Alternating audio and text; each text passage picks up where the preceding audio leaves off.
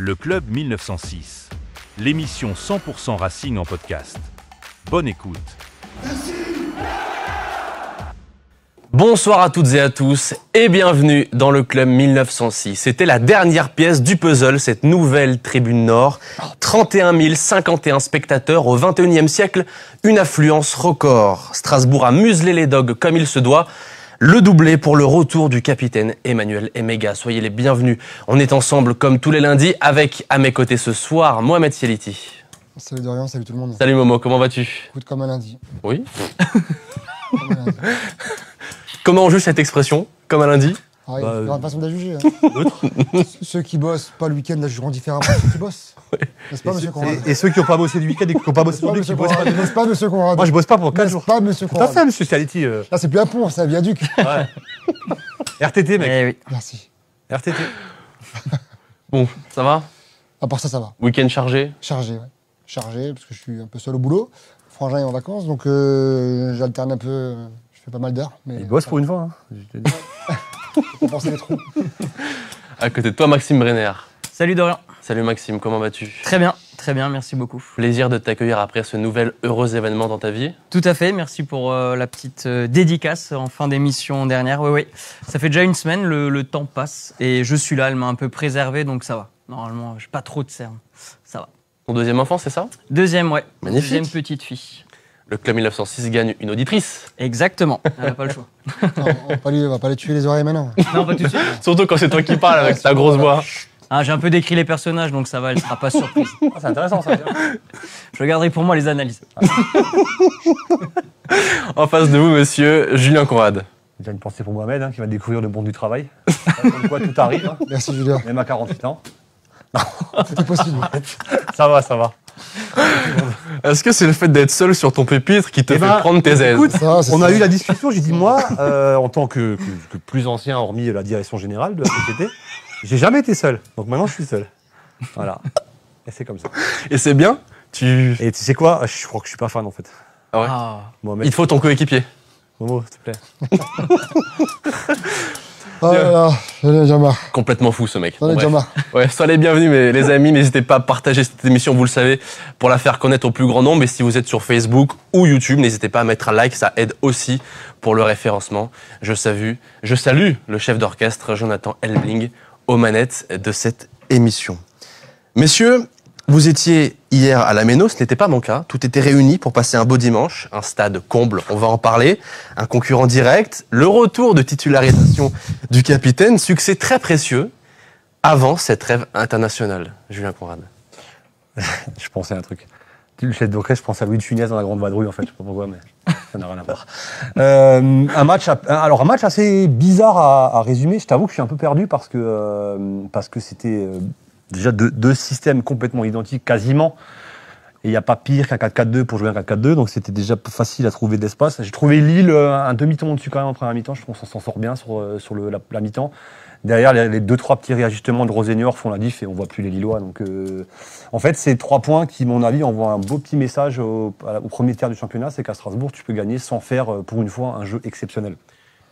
Oui, succès pas incontestable, mais précieux et plus ou moins logique quand même, Maxime. Oui, succès précieux, logique, oui, si on met les 90 minutes bout à bout. Mais la première mi-temps, je vous ai trouvé quand même un petit peu bousculé par la mobilité des Lillois. Un jeu vraiment bien léché. Au final, ils n'étaient pas forcément plus dangereux que ça. L'un des tournants du match, pour moi, c'est vraiment l'arrêt décisif de Penders avec cette tête qui met sur le poteau parce que c'est un bel arrêt quand même pas évident à la sortir et c'est l'un des tournants pour moi de ce match-là. Et derrière, on arrive à marquer avec Emega et franchement une offrande de Moreira parce que ce centre-là, faut réussir à la mettre sur Emega, la déposer, c'est dans le bon tempo. Donc non, tant mieux, ça nous a souri. Deuxième mi-temps, ils sont un peu plus écroulés, je trouve physiquement. Ils étaient moins en jambes Lille.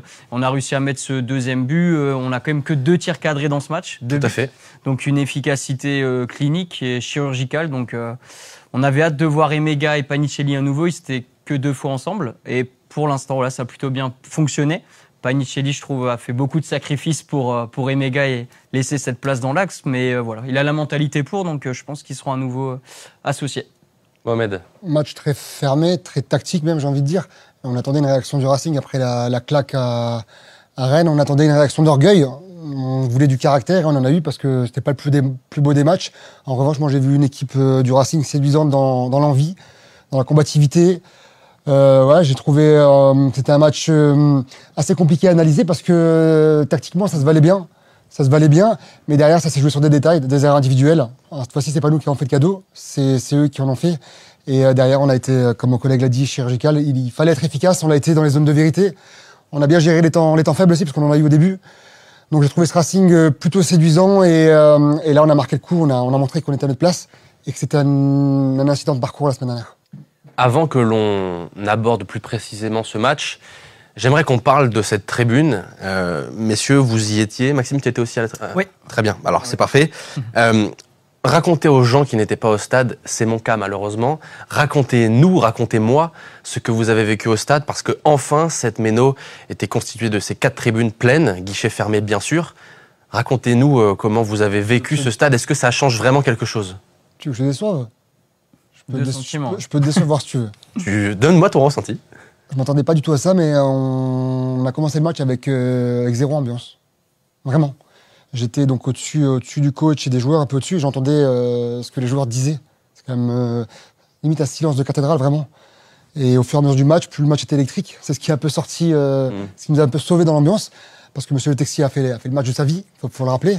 Donc grâce à lui, grâce à Monsieur Le Texier, le stade s'est enflammé à un moment. Mais sinon, avant ça, je suis désolé de le dire, c'était pas ce que j'attendais. On remercie Monsieur l'arbitre du coup. Bah ouais, on le remercie Monsieur Le Texier pour une fois qu'on le remercie. Pour l'ambiance. Pour l'ambiance.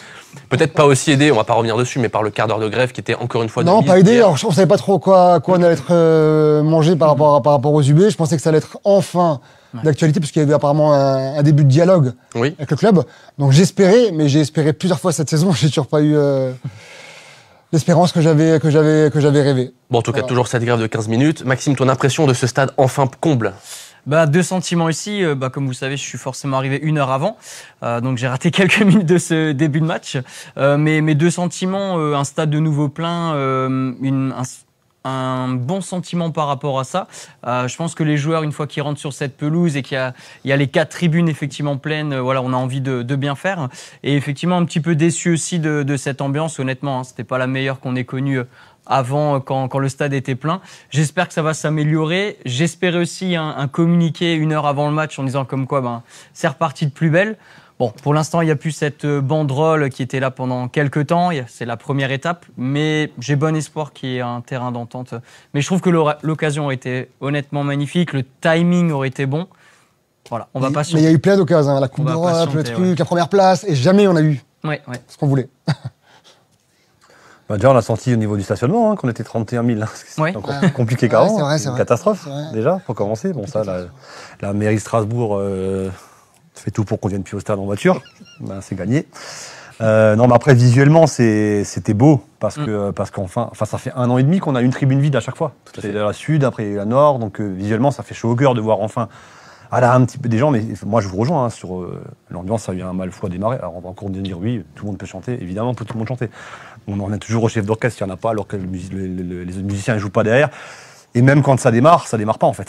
C'est ce qui est triste, c'est que même au bout d'un quart d'heure, les garçons, ça y est, montent sur le perchoir et ça commence à chanter, mais ça ne suit pas. Tu sens qu'il y a une lassitude.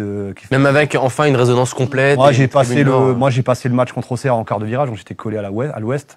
Même quand le quart d'heure il démarre, ça a du mal à ronronner, quoi. Il faut qu'il y ait un but pour vraiment ça parte. Après, une fois que le match est vraiment lancé, qu'il y a le but, ou que Monsieur Le Texier fait sa première passe décisive, là c'est bon, c'est parti. Mais c'est timide. En fait, c'est cette saison plus la physionomie du match qui emporte la méno. Exactement. Ouais, c'est plus ça. Exactement. Ouais. C'est ça. Tu sens qu'il y a ce... Parce qu'en plus, nouvelle tribune, moi il me semble que c'était 35 ans des UB, hein. On peut se tromper, mais je crois qu'il fait 35 ans cette année ou un truc dans le genre. Oui, cette année, ouais. Il me semblait que c'était contre Lille. J'ai dit bon, là, il y a eu le dialogue qui est revenu, ça va repartir. Et non, après, c'est leur choix, hein, c'est comme ça. On va pas revenir dessus, mais drôle d'ambiance, quoi. Drôle d'ambiance, je trouve. Après, ce qui était impressionnant, alors moi je suis placé effectivement comme Momo, je crois, il me semble, dans la même tribune, donc là où il y a effectivement les bancs. Donc on a l'habitude au final de revoir cette tribune juste en face de nous pleine. Mais par contre, quand on est effectivement dans cette tribune-là et on voit la nouvelle tribune et la hauteur, pour avoir vu quelques images défiler, Waouh, ouais, c'est impressionnant honnêtement. Je pense que c'est plus cet effet waouh quand on est dans cette nouvelle tribune qui vient d'ouvrir à nouveau quoi. Mais là où on était, on a un peu cette habitude maintenant du stade plein, mais deux sentiments. Mais j'espère que ça va s'améliorer. Ouais. Messieurs, c'est parti pour le débrief de cette victoire acquise donc hier à la Méno 2-0 contre Lille. Un match qui n'a pas été un sommet d'occasions franches, qui n'a pas été un sommet dans les rebondissements. Au rythme presque monotone, c'est ma vision. Est-ce que tu la partages, Maxime? Comment tu as jugé cette première période où les deux équipes se sont un petit peu renvoyées coup pour coup? Oui, monotone, je dirais pas, parce qu'honnêtement, il y avait quand même beaucoup d'intensité, des duels vraiment âpres. L'arbitre, a effectivement bien envenimé tout ça, pardon. J'en ai perdu ma voix pour rien vous cacher. J'ai 2-3 noms d'oiseaux quand même. Pourtant, c'est pas dans mon habitude, mais il m'a bien fait monter en pression, mais sinon sur le terrain, oui, je trouvais qu'il y avait pas mal d'intensité. Honnêtement, Lille était un cran au-dessus de nous, comme je l'ai dit en première mi-temps, notamment par rapport à la mobilité. Mais on a été efficace, mais monotone, je dirais pas. Je dirais plutôt un duel de haut de tableau avec de la tension, et c'est la première fois qu'on sort vainqueur face à un gros, donc c'est bon signe. Maintenant, il y a le test de de Lens, oui. Et là, je pense que ça va être encore révélateur. Restons sur Lille, Momo. Cette première période contre Lille, c'est un concurrent direct. Le Racing a un petit peu subi, pas tant, et au final... Concurrent direct que j'aime pas trop jouer en général parce que c'est une équipe très compliquée à jouer à Lille. Ouais. Lille, c'est Genesio, fait du gros boulot quand même depuis qu'il est là-bas. Et c'était une équipe qui avait joué en Coupe d'Europe aussi, donc on était un peu sur les mêmes bases, donc il n'y avait pas vraiment d'excuses à avoir. On l'a senti par moment, on a senti que physiquement les deux équipes à un moment s'essoufflaient un petit peu. Mais c'est resté un match très engagé, vraiment. Moi, j'ai vu des duels costauds, physiques, un match d'hommes, j'ai envie de dire. Et au-delà de la victoire, pour moi, c'était vraiment une réponse par rapport à la semaine dernière. Il fallait vite effacer l'erreur de parcours. Ouais, l'erreur de parcours qu'on avait évoquée. Et du coup, on a pu voir avec ce match-là qu'effectivement, c'était vraiment une erreur de parcours et que le Racing a trébuché. Mais qu'aujourd'hui, le Racing va falloir compter sur eux pour jouer les premiers rôles, clairement. Et j'avais peur du calendrier. On avait quand même un virage assez intense avec Lille, avec Lens et Brest qui va suivre. J'avais un peu peur, mais ce match contre Lille, moi, m'a de nouveau rassuré. Et du coup, je suis de nouveau optimiste pour la suite. Léger avantage statistique en première période pour les Lillois, avec notamment cette tête et cet arrêt magnifique de Mike Penders. J'ai le plaisir de te lancer sur cet arrêt de l'Albatros Mike Penders, Julien Conrad. L'Albatros, il hésite sur la sortie, donc il se rattrape bien, parce que il fait un pas en avant, un pas en arrière. Par contre, l'arrière, d'ailleurs, il est dingue, parce qu'en plus, il le fait en arrière, en reculant. Donc c'est un très gros arrêt qui nous maintient en vie sur ce moment-là. Mais moi, personnellement, quand au bout de 5 minutes, j'ai vu qu'on avait exactement les deux mêmes systèmes sur le terrain. Boris qui tombe du plafond, là. Ou Dim. Je sais pas. Je disais avant qu'il n'y a rien de pire qu'un 4-4-2 pour jouer un 4-4-2, en fait. Parce que tu es sur du 1 contre 1, poste pour poste, partout. Et si tu n'as pas, à un moment donné, un ou deux joueurs qui dézonent et qui vont mettre un peu d'animation, tu n'y arrives pas. Moi, ça me convainc dans une chose, et je vais aller un peu à contre-courant, c'est que Panicelli et Mega, moi, je continue à dire que je suis pas convaincu que ça marchera. Ah. Ouais. Moi, je trouve pas que le match des Mégas soit fantastique. Après, je peux me tromper, mais 2 buts, on peut rien dire. Il manquait ce qu'avait Lille en première mi-temps, c'est-à-dire leur numéro 10, je ne saurais plus comment il s'appelle, qui tourne autour de Giroud. C'est lui qui nous a beaucoup déstabilisé le bloc, parce qu'après, on était en 1 contre 1 partout sur le terrain. Moreira n'a pas pu monter. Enciso a passé une demi-heure à dézonner à partir du côté de Moreira. Donc, dès qu'on perdait le ballon, on était déséquilibré. Et en fait, c'est tactiquement qu'ils nous ont pris sur cette première mi-temps. Et je pense que la mi-temps a fait du bien à Rosenior. Il a pu remettre tout ça un peu en place. Voilà, c'est la première fois qu'on jouait sur un système figé, sans vraiment beaucoup de dézonage et de liberté pour les joueurs. À part Barco, j'ai envie de dire. Ouais, mais Barco, ils sont toujours autant. T'as 2-6 contre 2-6, c'est compliqué. En plus, t'as André en face, qui pour moi, un des meilleurs récupérateurs du championnat de France, tu vois. Aussi. Quelle expérience. Ouais, donc, Pour les fautes. en fait, quand tu regardes, tu mets les deux systèmes, t'as pas d'espace, en fait. T'as pas de possibilité. Si t'as pas ce joueur-là qui va venir entre les lignes te faire mal, ce qu'aurait pu faire Enciso en 9,5 par exemple, ou un Paez, par exemple, tu te retrouves avec un match qui finalement, tu sors avec des stats qui sont, à mon avis, assez faméliques. Julien, tu évoques cette complémentarité entre Emmanuel Emega et Joaquin Panicelli. Tu dis ne pas être encore convaincu. Messieurs, c'est le moment de vous lancer là-dessus aussi. C'était la 3e fois que les deux attaquants étaient titulaires ensemble, après Metz lors de la J1 et contre Brøndby au match aller. Que pensez-vous de cette association et pensez-vous que c'est une alternative viable pour la suite? Alors, à la base, je suis pas emballé de les voir les deux ensemble parce qu'ils ont des profils vraiment différents. En revanche, selon le match que tu as, je pense que ça peut le faire. On l'a vu d'ailleurs hier. Mais il y en a un des deux qui va devoir se sacrifier. Et Panicelli l'a fait à merveille hier. Pour moi, il a été héroïque dans tout ce qu'il a fait. Ouais. Comme souvent. Dans tout ce qu'il a fait, malheureusement, il sera moins à la finition dans ce cas-là. Donc forcément, les stats vont parler contre lui. Parce que forcément, quand tu joues avec Emega, obligatoirement, il va prendre la profondeur, il va avoir les actions, ce sera pour lui. Emega, il a un profil tellement différent. Panicelli, on l'a vu, il est bon dos au but, il est bon défensivement, il va faire les efforts, c'est un guerrier, il va y aller. Et derrière, ça va créer des espaces forcément pour Emega. Je sais pas si lui sera ravi de jouer avec Emega tout le temps, en revanche, mais là, c'est un sujet qui va nous faire débattre pendant plusieurs semaines, je pense. On se met à la place du coach. Voilà, ce serait difficile de choisir entre l'un ou l'autre. Donc forcément, il essaye de les associer. Si on regarde juste les qualités intrinsèques des deux bonhommes, pour moi, ils sont pas forcément complémentaires. Mais ce qui fait que ça peut marcher, qu'on peut avoir espoir, pour moi, c'est la mentalité de Panicelli, parce que je suis pas sûr qu'Emega ferait autant de sacrifices pour Panicelli, en étant vraiment sincère. Mais lui, Panicelli, on voit qu'il est capable de le faire, ça le dérange pas. Et c'est pour ça que pour moi, ça peut marcher. Mais s'il y avait deux gros caractères comme Emega, je pense que ça serait beaucoup plus compliqué. Mais on a de la chance qu'il y a quelqu'un qui pense vraiment collectif avec Panicelli et qui va se sacrifier honnêtement pour Emega. Ouais. Mais forcément, il y aura moins de buts. Il sera un peu plus bas, donc il sera un peu moins présent dans la surface. Comme le premier but, voilà, ben forcément, il est loin. Panicelli, c'est lui qui récupère pour ensuite Moreira. Forcément, il sera moins à la finition. Mais par rapport à tous ses efforts, forcément, Lameno l'a salué et Lameno s'est levé d'un seul homme pour l'acclamer dès qu'il est sorti. Et c'est plus que mérité. On va en parler de ce premier but dans quelques instants. Julien, pour quelle raison tu restes encore sceptique sur cette association ? C'est un manque de créativité pour moi. Entre le milieu de terrain et l'attaquant, pour moi, un 4-4-2, tu peux le faire avec un Gamero, avec un Griezmann, ces joueurs-là qui sont un peu pas attaquants, pas milieu de terrain, tu vois. Là, je trouve que ni l'un ni l'autre, dans l'avant-dernière passe, va être efficace. Alors après, Panicelli défend. Moi, je suis pas en train de critiquer le match des deux, attention. Hein. Je parle juste que, oui, on a deux profils différents, mais pour moi, pas associables, en fait.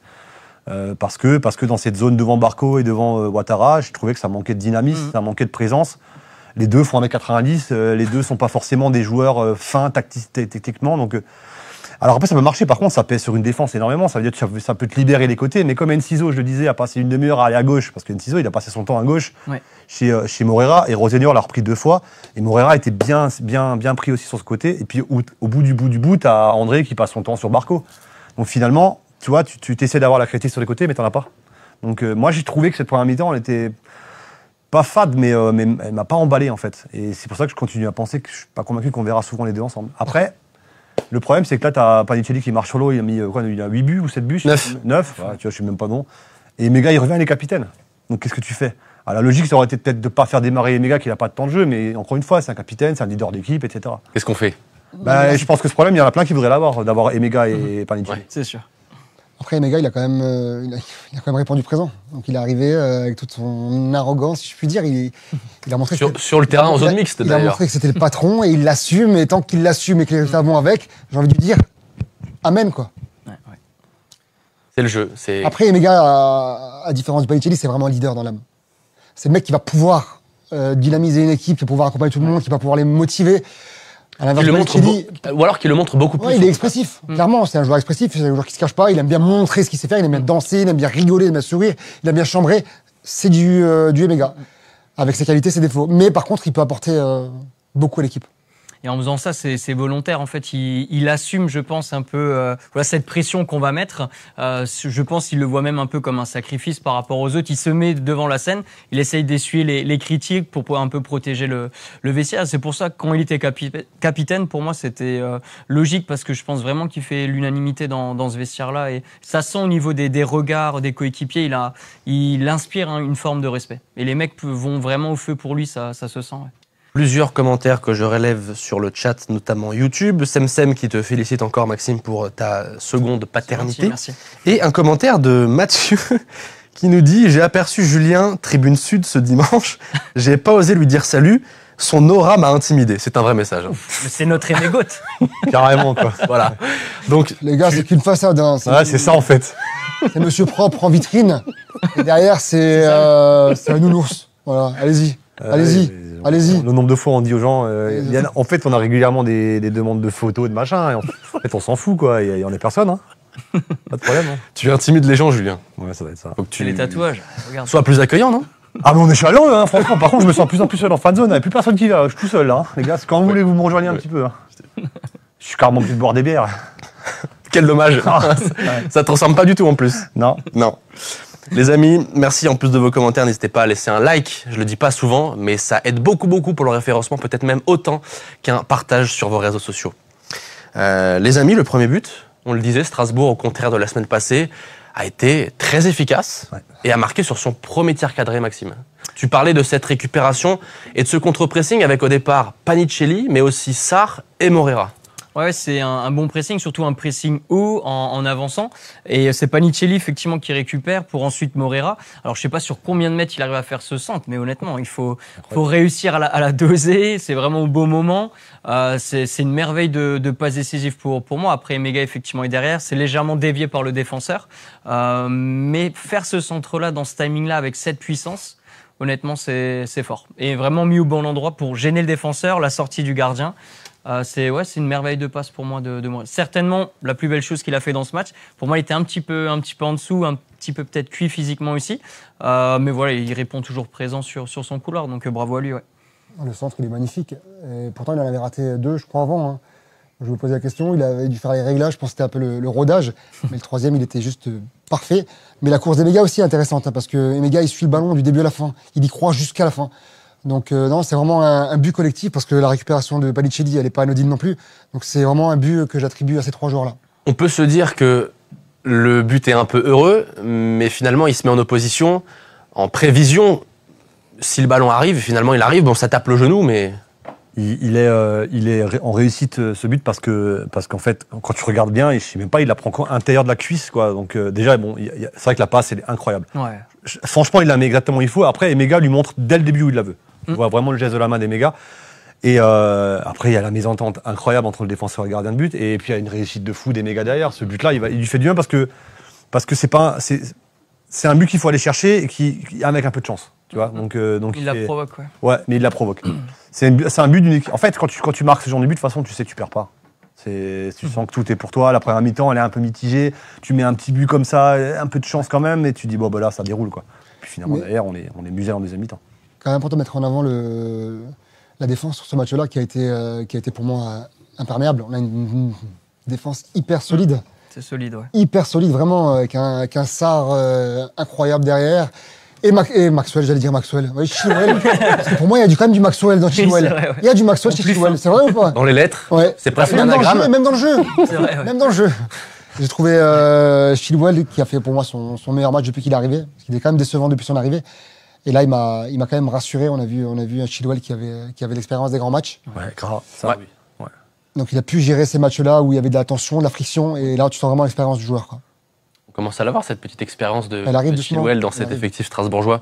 Les amis, poursuivons cette émission, mais juste après, une première page de pub, vous le savez, vous en avez l'habitude, avec l'un de nos partenaires, le Palatin.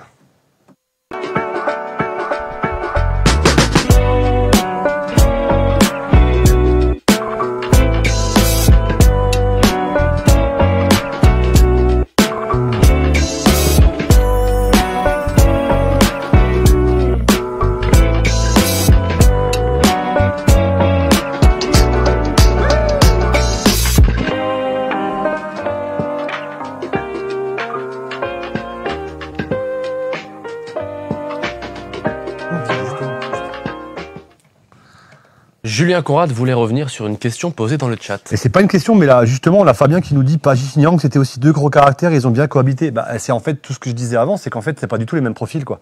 Niang, profondeur, Pagis, décrochage, beaucoup plus technique. C'est là où je pense que ni Emega, ni Panicelli ne sont un Pagis.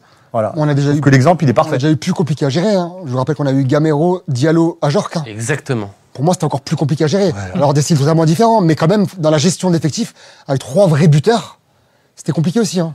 Là où un Gamero est un joueur de 4-4-2. Lui, tu peux le mettre sur 2. Ouais, mais bon, il y a quand même une question d'ego parce que tu joues moins. Ah, ouais, bien sûr. Je posais la question, justement, à part Panicelli et Emega dans l'effectif en 3e attaquant. On n'en a pas. On n'en a pas forcément. Hein. Non. Godot, c'est plus un ailier quand même. Ouais. Après, Nanasi peut jouer en 4-4-2 aussi, hein. C'est un peu le profil, tu vois. Oui. Paes peut le faire, Enciso peut le faire aussi. Style, ouais. Mais t'es plus sur un 4-2-3-1. En fait, t'es plus sur le système offensif de Lille en première mi-temps, où t'avais ce 4-4-2 défensif avec le, je sais jamais comment il s'appelle, Giroud, et puis il avait le 10 qui allait systématiquement, t'étais à plat quand il n'avait pas le ballon.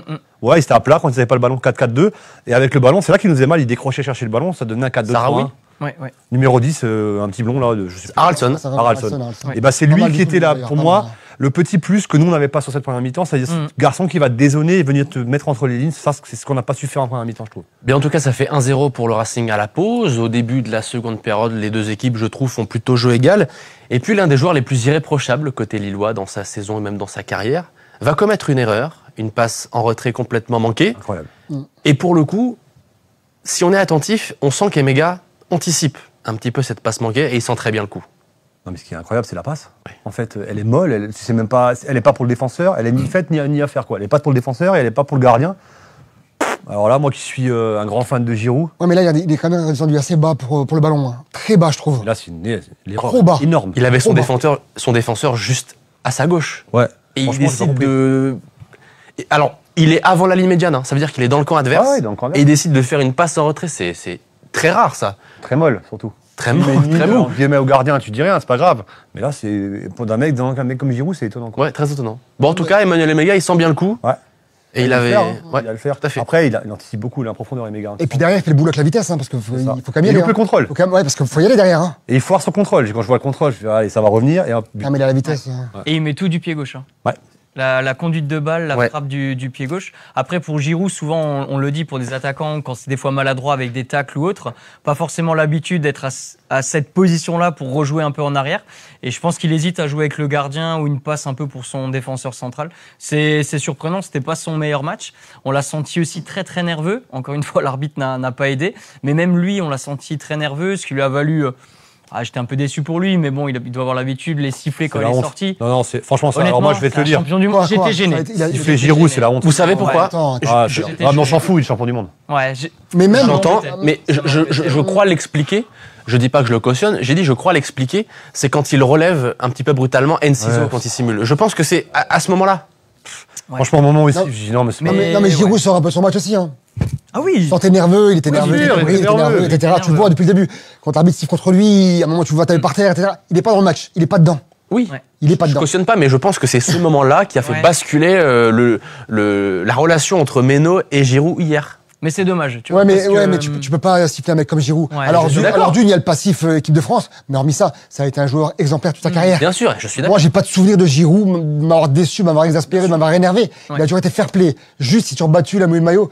Mm. Et même malgré l'erreur qu'il fait, je trouve que ça reste un très bon joueur Ouais. encore En aujourd'hui. mémoire, Giroud, à la Lens, il se fait applaudir. Hein. Ouais, ce Il que est j'ai- mesuré, tout à fait. tu vois, Ouais. donc, Mais- ouais. Mais quand il sort, il se fait siffler. Pas longtemps, ça dure 3 secondes. Hein. Il y a des coups de sifflet, mais moi, je n'ai pas compris. Mais il se fait applaudir dans tous les stades de Ligue. Mais c'est normal. Mais bien sûr. Normal, c'est une légende en France. Mais bien sûr. C'est une légende. Bien sûr, les amis, on est d'accord. Bon, en tout cas, ça fait un doublé pour le capitaine Emmanuel Emega qui était de retour. Et Bon, d'ailleurs, alors- il a joué avec Chilwell, hein, à Chelsea, il me semble. Ouais.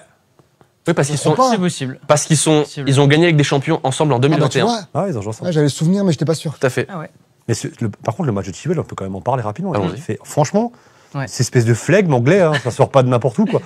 Un peu de provoque, un peu de vis, il était toujours bien. Et tu sais quoi, il a une détente, le garçon, à la Ah tête, oui. là. Impressionnant. Oui, De toute façon, lui et Ouattara, c'est pour moi les deux qui étaient vraiment au-dessus en première mi-temps. Mm.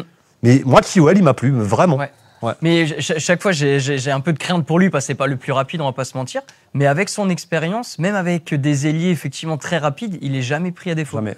Et ça, c'est vraiment pour moi l'expérience qui fait la différence. Chaque fois, je me dis, oh le pauvre, il va passer un match, ça va être compliqué pour lui.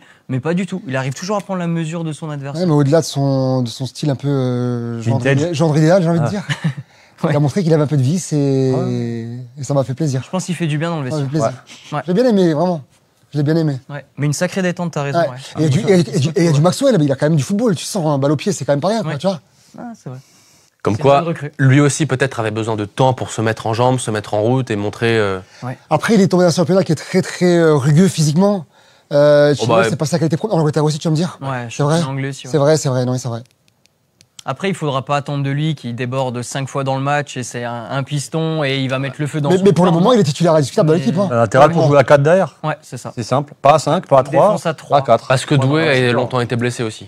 Aussi. Rennes, c'est pas un succès. Hein. Oui. Tu vois. Ouais, ouais. Chilwell, c'est Mais- un vrai à gauche. Pour le coup, hier, Momo, tu parles de cette concurrence. Doué a joué derrière et c'est Chilwell qui était beaucoup plus haut sur le. Non, c'est l'inverse. Chilwell était bas et Doué était à droite beaucoup plus haut sur le terrain. Il était surtout pas bon, ouais, Doué. Ouais. C'est un autre débat, mais Bah ouais, après, Chilwell a pris moins de risques offensifs, il a pris moins la profondeur. Je pense qu'il avait peut-être aussi un plus gros client chez lui, j'ai pas fait Non, mais gaffe. Doué, moi je préfère sur le côté, tu vois. Ouais, c'est ce Ah, qu'il a fait, hier. Chilwell. Non, mais plus légèrement plus haut. Sur un 3-5-2 alors. Ouais. Je Ah, préfère il- dans ce registre-là, tu Il vois. a quand même pas fait souvent, il est souvent en défense à 3.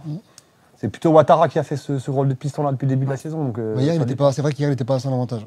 Non. Pas- Ouais, plus en difficulté dans la transmission. Chaque fois, il manquait une ou deux secondes au niveau de la transmission. Ouais. Bien les amis, avec cette forme étincelante actuelle de Joaquin Panicelli, on se demandait à quoi allait ressembler le retour d'Emmanuel Emega. Eh bien, il est de retour. Ce n'est pas son meilleur match, mais il marque un doublé. Qu'est-ce qu'on fait de cette information? Qu'est-ce qu'on fait pour la suite? Le problème, Voilà. c'est même pas ça. C'est plus le brassard, moi, qui m'interroge, parce que c'est le capitaine. Donc forcément, tu fais quoi avec du capitaine? Tu le mets pas de côté. Tu l'intègres le plus possible dans l'équipe, et c'est ce qu'il a fait. Encore une fois, je le redis, il y a des matchs où les deux vont faire du bien ensemble, et d'autres matchs où ça va nous être contre-productif, je pense. Comment vous avez trouvé son match hier, Emmanuel Emega? Bah, il fait le job, il fait ce qu'il faut faire. Il fait les efforts, il fait les appels. Il n'a pas eu beaucoup de ballons parce que c'était un match très pauvre en occasion quand même. Hein. Donc c'est pas un match facile pour un avant-centre. Mais en revanche, encore une fois, il fait ce match-là grâce à Panicelli. Faut pas oublier qu'il me semble qu'il est absent depuis le 26 septembre. Depuis Marseille, tout à fait. Depuis Marseille, refaire un match comme ça, mettre un doublé, tenir, si je dis pas de bêtises, et sortir un quart d'heure de la fin, quelque chose comme ça. Enfin, je trouve que c'est fort quand même physiquement et enchaîner ces courses-là. Je pense derrière, il y a aussi un gros travail du staff médical, parce que ça reste une belle performance. Hein.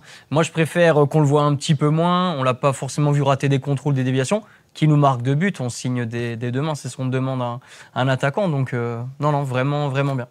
Comment as-tu trouvé ton capitaine, Julien?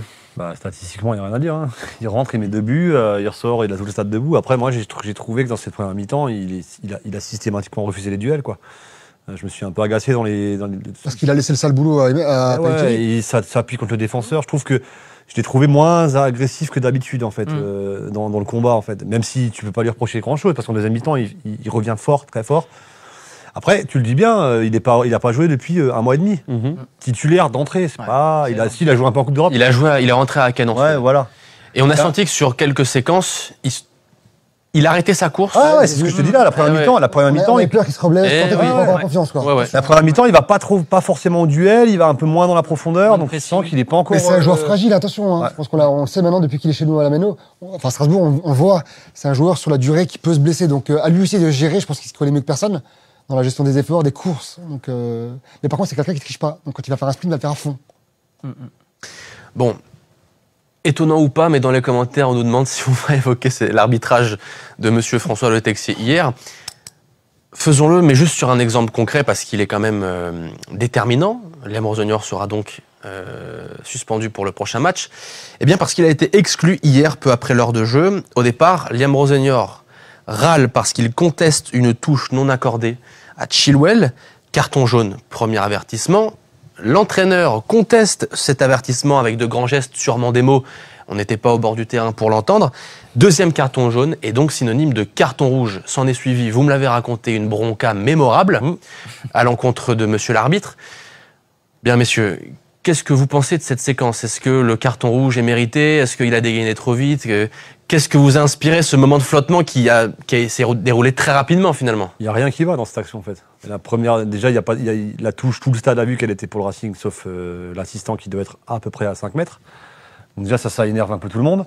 Derrière, Chilwell qui tape dans le ballon quand le Lillois prend la main, je pense que ça ne sert pas à grand-chose.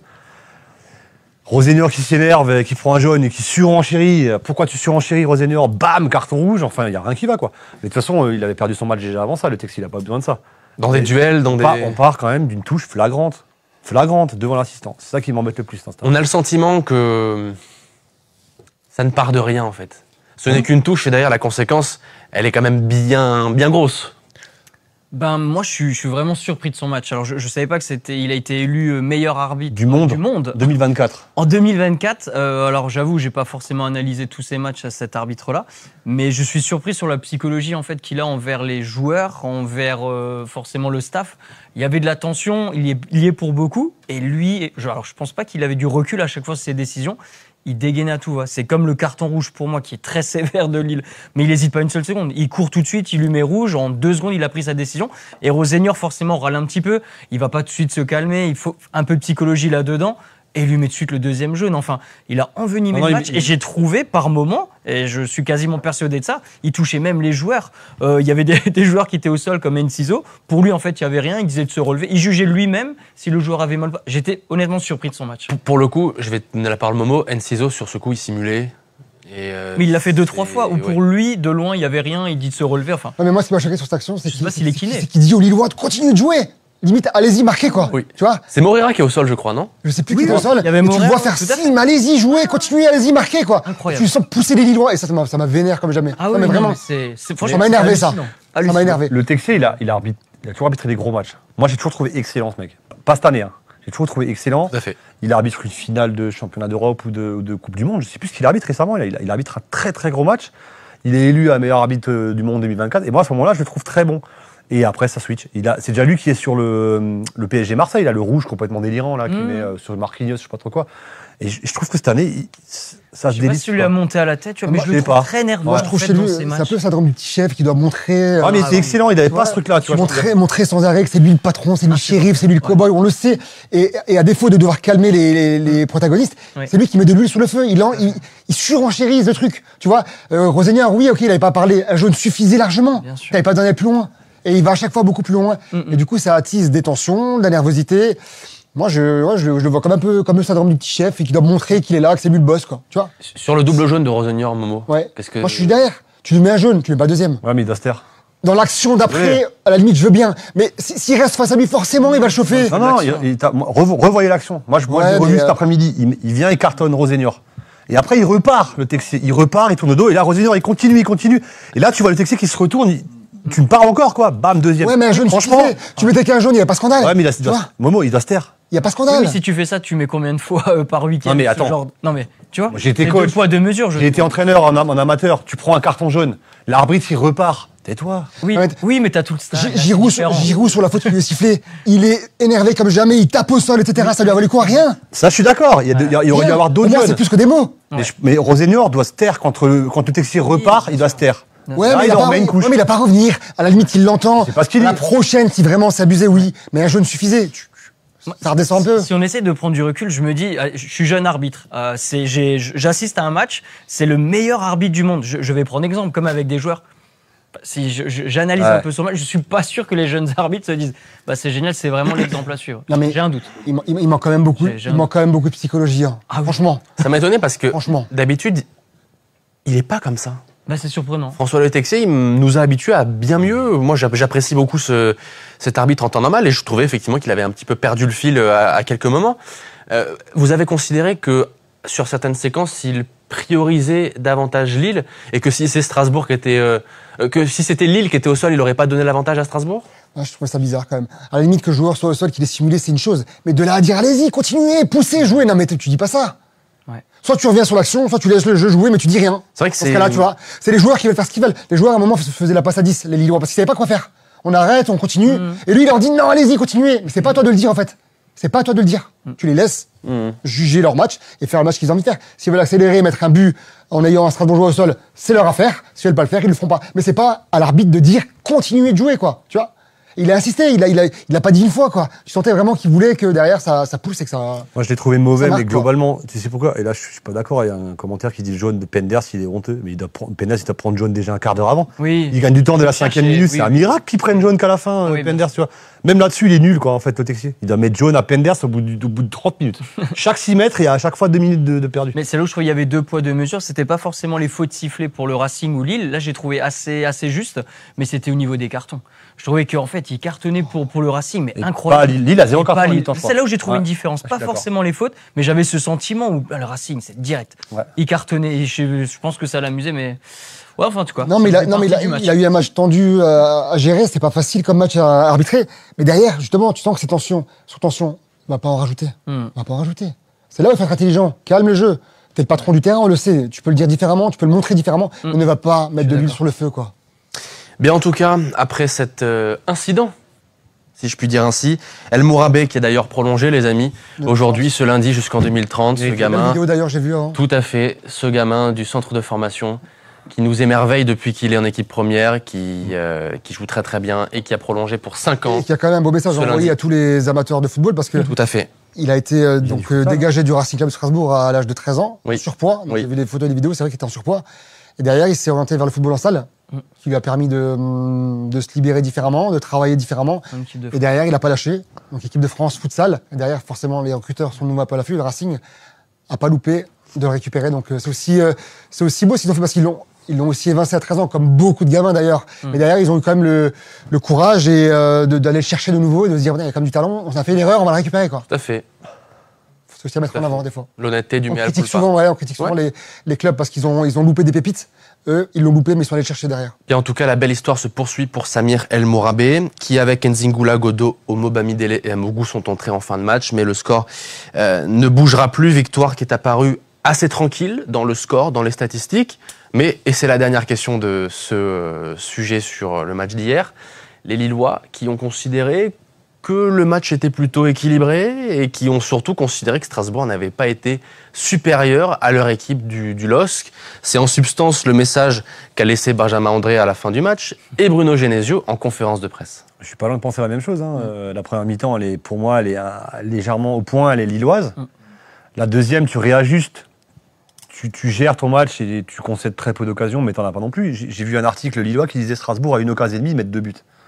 Et t'es pas loin d'être. Tu vois, après, il y a le coup franc de Moreira, il y a un poteau, je crois, de mémoire. Je sais plus s'il y a un poteau ou je crois même pas. Le poteau, c'est Penders qui l'a dévié sur son arrêt ça, réflexe. ok. Ouais. Donc en fait, franchement, si tu finis à un partout, c'est pas un scandale non plus. Après, ce que je disais là, c'est que le signal que tu envoies à la Ligue 1, c'est que tu bats Lille sur un match où t'es pas transcendant, t'as pas le jeu flamboyant du Racing depuis le début de saison, t'as été cartésien, chirurgical, et Lille rentre avec 0 points.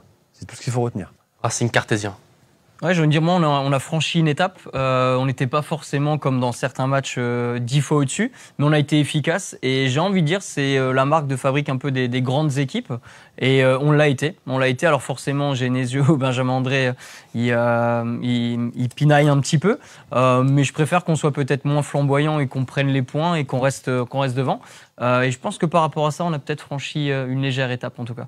Mais Benjamin André, il est beau à voir jouer dans sa façon aussi de maîtriser le match, d'alpaguer l'arbitre, ses coéquipiers. Enfin, il a vraiment de la malice et c'est vraiment un super milieu de terrain qu'on a. Très énervant si on joue contre lui, mais je pense que c'est bien de l'avoir dans l'équipe. Ouais.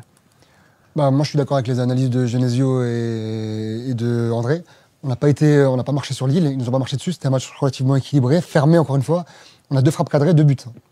À l'inverse de la semaine dernière où, effectivement, Rennes n'était pas au-dessus de nous non plus, mais on en prend 4 dans la musette. Moi, Rennes n'a pas impressionné la semaine dernière, pardon. On a fait jeu égal, on était voire meilleurs qu'eux, mais derrière, ils ont été efficaces avec des cadeaux de l'adversaire. Et c'est un peu le même style de match, mais à l'inverse, c'est tout. Le match était équilibré. Le match nul n'était pas volé en soi, mais derrière, une erreur, un but, et ça pardonne pas. Messieurs, avant que l'on évoque brièvement le succès en Ligue Conférence à Aachen la semaine dernière et qu'on se projette après la trêve sur cette prochaine rencontre face à Lens, aviez-vous un dernier mot sur cette victoire acquise hier contre Lille 2-0 à la Méno, nous à ma droite. Elle remet les pendules à l'heure. Elle remet les pendules à l'heure. En parlant d'heure, il est 19h14, l'heure d'envoyer la seconde pub avec notre autre partenaire Vinci Immobilier.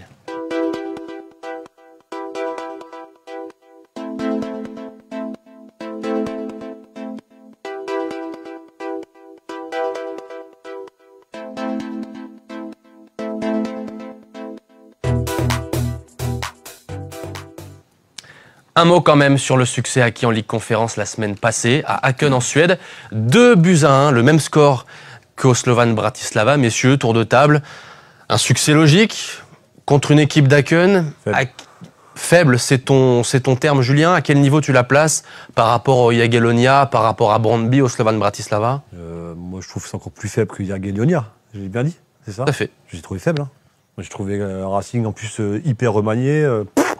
Pas trop mis en difficulté, non, ce match-là, c'est un match, par contre, très sérieux de la part du Racing. Donc, tu continues à prendre des points, 7 sur 9. Tout à fait. T'as un bel indice UEFA, c'est bien. Le Racing fait le taf. Maintenant, il faut avoir encore quoi, 3 points pour être sûr de mémoire? 4 peut-être pour être dans les premiers, là. Et puis, on se dit que c'est entre 10 et 12. Ouais, t'en es plus très loin. Non, moi, j'ai trouvé cette équipe en face relativement faible. J'ai pas peur de le dire. Maxime. Oui, c'était pas une équipe flamboyante, mais on a fait le taf et mine de rien, on enchaîne quand même tous les 3-4 jours. Heureusement qu'on a un effectif un peu plus large et les mecs répondent présents. Donc, je sais pas si on mesure un peu tout le parcours qu'on a déjà fait maintenant depuis quelques mois, quelques années. Enfin, ça paraît normal en fait de gagner en Coupe d'Europe, d'enchaîner contre Lille à la maison 2-0. Enfin ouais, franchement, je suis agréablement surpris et j'ai envie que ça dure longtemps. Je sais pas si ça va durer des années comme ça, mais je pense qu'il faut savourer, honnêtement. On a gagné sans forcer, hein, j'ai envie de dire, parce qu'on n'a pas vraiment forcé le truc. Hein. On a gagné en mettant le strict minimum, si tu veux. On a légèrement levé le curseur quand on a senti qu'il y avait un petit danger, et après on s'est arrêté, on s'est dit ça nous suffit, et ça a suffi. Voilà. À l'image du terrain pourri aussi, catastrophique de développer du jeu. Donc non, c'est une victoire importante parce que ça reste sur des matchs pièges, mais le strict minimum a été fait et ça suffit pour avancer. Avec une information majeure quand même, c'est que la rotation d'effectifs était de mise, encore en Ligue Conférence, comme depuis le début de cette phase de Ligue. Ouais, mais ça suffisait pour des matchs comme ça, attention. Il y a des matchs, ça va peut-être pas suffire. Parce que le prochain, ce sera Crystal Palace, à la Méno, l'équipe phare de cette Ligue Conférence. On se dit que cette rotation ne sera pas forcément valable contre Crystal Palace. C'est une des 4 équipes phares avec le Racing, la Fiorentina et Mayence, hein, pour moi. Tout à fait. Bah ouais. Moi, j'ai pas peur de Crystal Palace. Hein. Honnêtement, je pense qu'on est au même niveau aujourd'hui, quoi. Crystal Palace a perdu un match, Regarde, un match surprise. Ah ouais. Donc tu vois. À la Méno, par contre, celui-là, j'ai hâte de le voir. Hein. Ouais. Mais là, c'est là qu'il va falloir confirmer, taper du poing sur la table. On est chez nous. Ce sera le match en prime sur Canal ce soir-là. On joue qui en championnat avant et après eux? Lance avant. Ça peut aussi jouer après. Et après, Brest à la maison. Brest. Ouais. Ce sera le match en prime sur Canal, qui a fait le choix donc de prioriser le jeudi soir, Strasbourg-Crystal Palace, et pas Lyon, pas Lille, pas Nice. Voilà. Ah, ça. Bah, c'est la plus grosse affiche. Très bien. S'il y avait eu un Lyon, j'ai une connerie, Roma, je pense que ça serait passé devant.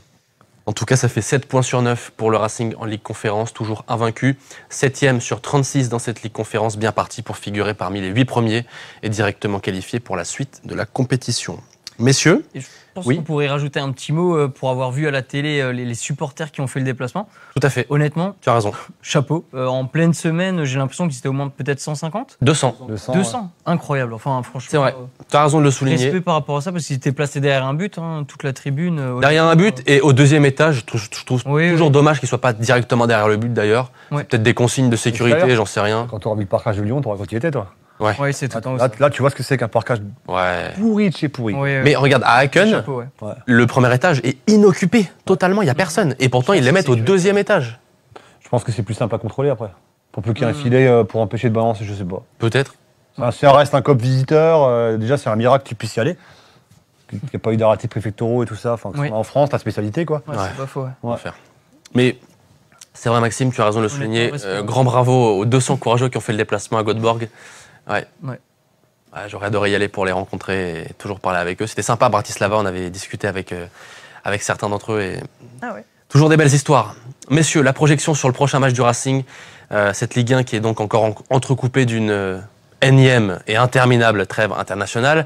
Le Racing qui retrouvera donc la routine du championnat dans 2 semaines avec un déplacement toujours sympathique du côté du RC Lens au stade Bollaert d'Ellelis. J'y serai. Moi j'avais pensé y aller, mais ça ira pas. Mais c'est le timing idéal. Hein. Samedi 17h, c'est impeccable. Tu pars le matin, tu rentres le lendemain si tu as envie. Tu vois, c'est plutôt pas trop mal. Et Lens, de mémoire, nous réussit plutôt pas trop mal à Bollaert. Oui. Bon, cette année c'est costaud, ça joue bien. Et pourtant c'est moins flamboyant sur le papier que l'année dernière, par exemple. Beaucoup moins. Ouais, mais ça prend des points. Ils ont une baraka. Ils sont super efficaces. Je pense que ça peut être un chouette match de football parce que je vois pas Rosénior aller bétonner. Évidemment, ça ne bétonne jamais, donc je vois pas pourquoi il le ferait à Lens. Ouais, ça promet d'être un beau petit combat là. Ouais, ça promet d'être un beau match. J'avais eu la chance de faire ce stade-là quand on était en Ligue 2, sur un des matchs retour, si je dis pas de bêtises. Et honnêtement, rien que l'accueil, c'était incroyable. C'est une expérience à vivre, c'est l'un des plus beaux stades de Ligue 1. Et j'espère qu'on va ressortir victorieux. Si on gagne là-bas, je pense qu'on marquera encore plus les esprits. Ouais. Mais c'est un choc, au final, de haut de tableau. Bon, bah, c'est une équipe qui marche un peu sur l'eau en ce moment. Tout lui réussit. Moi, c'est une équipe que je compare un peu à celle de Lille, tu vois. Très très costaud défensivement également.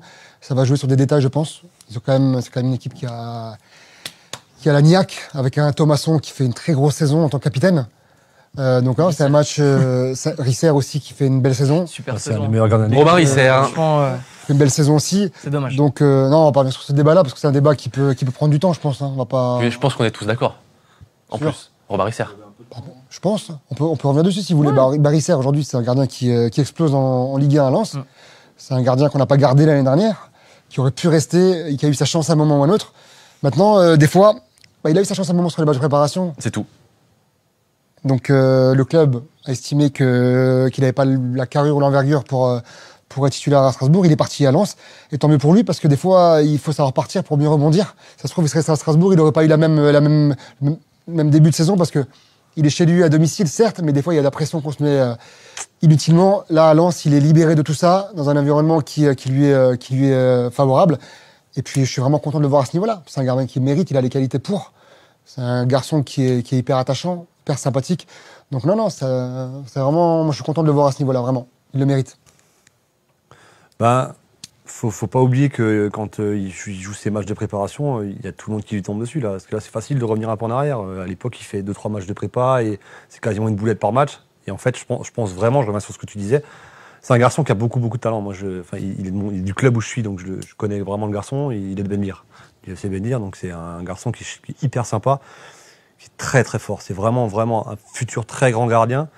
Mais je pense que à ce moment-là, au Racing, la pression était trop forte. C'est comme ça que moi je le vois. Le futur Matzels, tout de suite l'arrivée de l'actionnaire, etc. Moi, je pense qu'il a très bien fait de partir. Je suis pas convaincu qu'il aurait éclos à Strasbourg comme il est en train de tout péter à Lens. Et c'est pas du tout le même contexte. C'est pas la même approche. Donc moi, j'ai pas de regret en fait, parce que je suis sûr que lui, il est bien où il est. Et que je pense qu'on n'aurait pas eu le même début de saison au Racing qu'il est en train de faire à Lens. Par contre, il est quand même revanchard, c'est normal. Et on va jouer contre lui, et lui actuellement, enfin, contre Monaco, il sort un penalty, mais il sort un face-à-face incroyable. Je sais pas si vous avez vu le face-à-face qu'il Sur sort. sa ligne, il est très très Il est super fort, ce garçon. Il est vraiment très très fort. Moi, j'ai pas peur de dire que ce garçon, dans quelques années, il est dans le top 3 des gardiens de l'équipe de France. Je vous le signe. Certainement. Moi aussi, je te le Je dis. le signe. Pareil.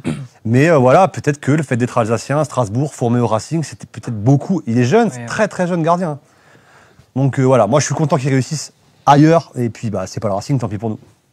Messieurs, Lens-Strasbourg, ce sera donc dans 2 semaines. Les amis, n'hésitez pas à donner votre commentaire dans le chat de cette émission sur vos différents réseaux sociaux.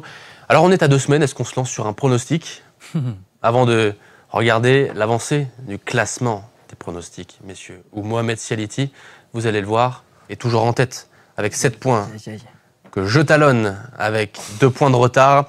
Et puis derrière, tout le monde a pris des points là sur les 2 derniers matchs. Ce classement quand même qui commence à ressembler à quelque chose, Julien Conrad. Qui est juste. Moi j'avais mis un nul. J'avais mis 2-2 comme Momo, je crois. On avait mis un nul. Oui, mais tu as marqué des points sur Aken, non? Aken et puis voilà. par Rennes, je crois pas, je sais plus. Bref, non. Quoi, tu veux quoi, mon avis sur le truc des pronostics? Non, c'est... Aucun intérêt ce truc. Très bien, ok. Ce running gag, je l'adore. Je chéris ce running gag. Je ne m'en lasse pas. Il y a du Notexi en lui. Hein. Très très bon. Bon alors, Lens-Strasbourg, est-ce qu'on donne déjà un pronostic? Moi je vais garder mon 2-2 qui marche bien là. Il n'a pas marché le week-end dernier, mais je sens que le 2-2 il va bien marcher là. Ok. Ah ouais. Tu verras. Je verrai, avec grand plaisir. Maxime, Momo, comment on se positionne? Un partout. Une victoire. Victoire à l'extérieur, je la sens bien. J'ai Ok. pas encore le score, je vais Ouais, réfléchir, mais une Tu victoire à mûris ta l'extérieur. réflexion, tu donnes la tendance, le résultat, etc. Ouais. Victoire et 2 matchs nuls. Jonathan Lebling. Très bon. Un partout. Et toi? Victoire. C'est vrai que la victoire. On a le temps, Momo, il y a 2 On a le temps, semaines. on a le temps. Victoire. C'est la tradition où tout le monde change 10 fois. Ah ouais. on a le temps. Parce que moi, vous le savez maintenant, mes pronostics dépendent de vous. Dépendent des vôtres. Tu fais le complètement. Donc tu parles toujours en dernier, c'est facile pour toi en fait. Le pied de nez. Stratégique. Non mais c'est Stratégique, honte, ça, parce- sans déconner. Stratégique. Alors, Journaliste professionnel, J'ai- regarde. je recueille vos pronostics. J'analyse. Personne ne sait à quel moment je donne le mien. C'est l'avantage. Ah, un avantage pour toi. Tout à fait. On devrait les écrire sur un bout de papier, les mettre dans une boîte, et au dernier moment on les sort. Comme ça, il y a pas Koh-Lanta. de... Ça. Tu m'offres ça. Même si la boule noire, j'étais habitué à la voir, j'ai quand même eu 4 fois. Donc je vais éviter ça. J'ai pas la ref parce que j'ai marié de Koh-Lanta, mais. Koh-Lanta, c'est... Ouais. Bon, je veux pas faire je peux pas développer, mais t'as une boule noire en fait quand t'es en sous-effectif par rapport à l'autre équipe, quand il y a un éliminé la semaine d'avant, et ben donc il y en a 1 voire 2 qui doivent pas participer à l'épreuve, Ok. au jeu. Donc t'as Denis Brognard qui te fait secouer un petit sac avec des boules noires et blanches, et si tu tombes sur la noire, tu ne participes pas. Et je l'ai eu 4 fois. Ah oui, quand même. 4 fois. Donc voilà, donc je vais éviter ça. C'est pour ça que tu as réussi à durer dans C'est le bien ce que je dis, t'as jamais fait Koh-Lanta. Personne ne me croit. Le fameux fond vert. Il est allé à Koh-Lanta, il a fait des plans et après boule noire. Quoi. Tu peux pas jouer. Hein. Bien les amis, on va clôturer cette émission, mais juste avant, vous donner un rendez-vous Direct Racing que l'on a communiqué récemment sur nos réseaux sociaux. La prochaine émission en public, ce sera le lundi 8 décembre à Funburger à Aubernais, chez Funburger à Aubernais, chez notre ami Christophe Hébert qui a la gentillesse à nouveau Chaud patate. de nous accueillir et qui est chaud patate pour nous accueillir. Ce sera donc le lundi 8 décembre. Et alors, je répète la date, c'est utile parce que ce soir même, des individus se sont pointés à Funburger en pensant que c'était ce soir. On fait tourner le chiffre d'affaires Même quand on n'est pas là. À distance, ouais, on fait marcher Funburger. Je rappelle qu'il fallait confirmer, non? Avant d'y aller. Il fallait. Alors, pour s'inscrire, il fallait envoyer un mail à l'adresse d'Alsasport, à l'adresse mail d'Alsasport. Mais des gens se sont pointés en pensant que c'était ce soir. Alors, je le répète, parce qu'apparemment c'est nécessaire, c'est bien le lundi 8 décembre 2025. 2025. 2025, donc dans pas très longtemps. À Aubernais, dans le Bas-Rhin. Ouais, mais c'est sud. Moi, je prêche pour les Orinois. Que c'est sud du Bas-Rhin. C'est important. C'est important. C'est toujours à sa gueule, lui, tout le temps. Ah. Tout à fait. Il reste plus beaucoup de place. Il y a déjà. Moi, je suis 12, hein, je te dis. 12, on est nous. Ok, très bien. Grande famille. Il n'y a plus de place. Il n'y a plus de place. Non, alors, retrouvez le post sur nos réseaux sociaux. Si vous voulez vous inscrire, il suffit d'envoyer un mail pour confirmer votre présence à notre adresse mail. Il ne reste plus beaucoup de place, donc contact@alsasport.fr. C'est très simple.